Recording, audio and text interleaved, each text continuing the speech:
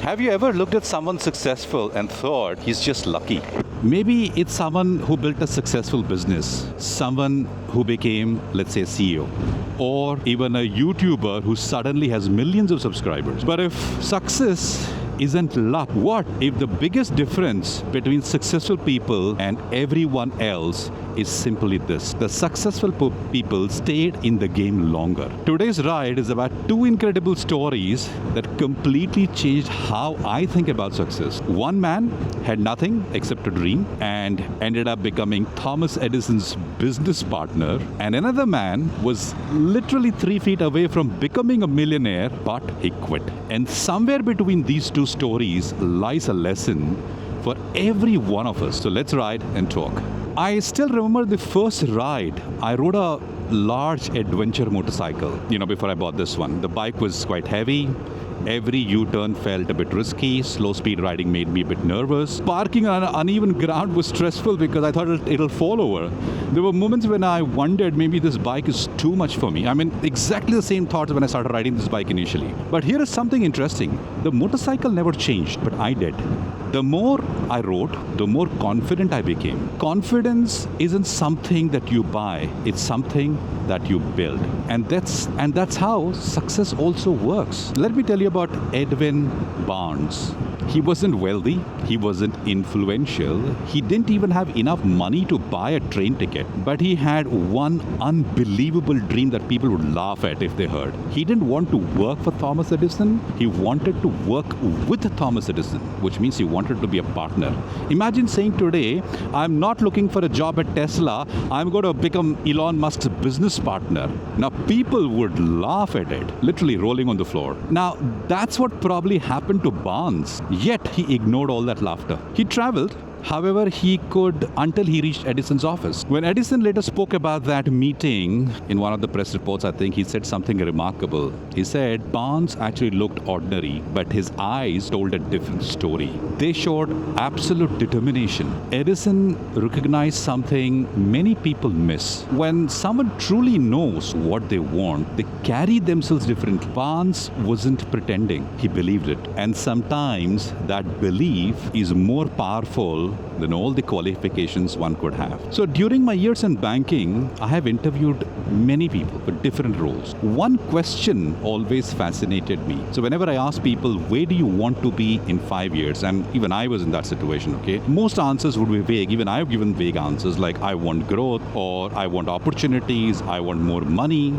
Now, those aren't goals, okay? Which I realized later, those are wishes. But Barnes had clarity. He wasn't chasing employment, he was chasing partnership. That clarity influenced every decision he made.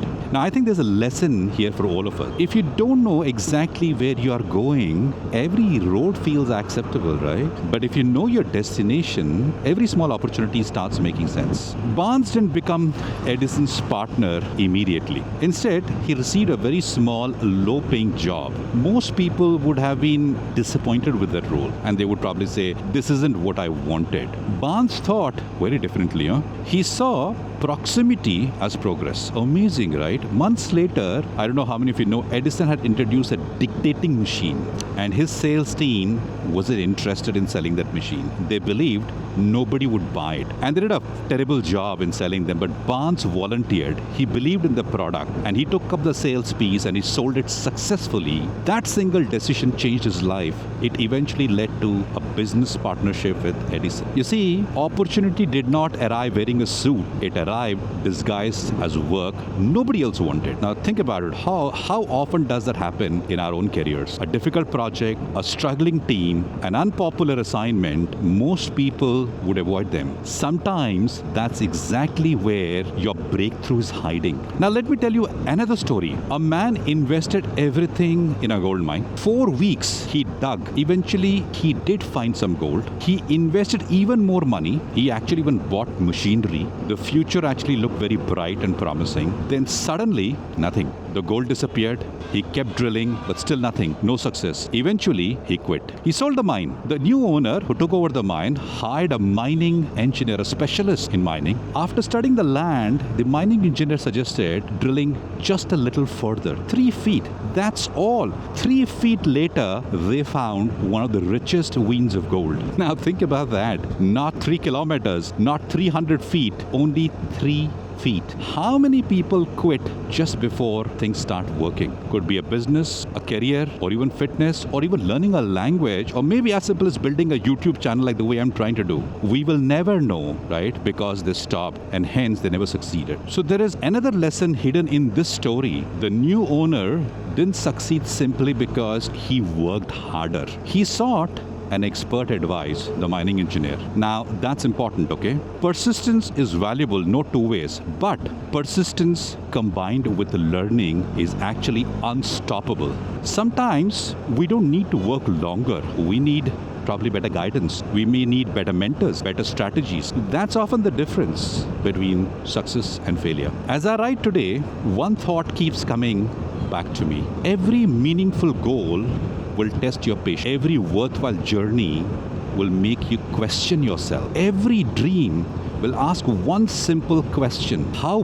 badly do you want this? Maybe you're working towards a promotion. Maybe you're starting a business. Maybe, you're trying to improve your health. Or maybe you're building a YouTube channel like the way I'm trying to. Whatever your goal is, don't quit simply because progress feels slow. You may not be failing. You may simply be 3 feet from gold. So before I end today's ride, I want to leave you with one question. What is one dream you've been thinking about giving up on? Write it in the comments. And more importantly, ask yourselves if you are really at the end of the road or if you are just one more attempt away. Until the next ride safe, keep learning, and remember, success doesn't always belong to the smartest person. More often, it belongs to the person who refused to stop riding. On that note, ladies and gentlemen, boys and girls, I'm going to bring this vlog to an end. Take good care of yourselves and if possible, someone else too. And on that note, bye for now.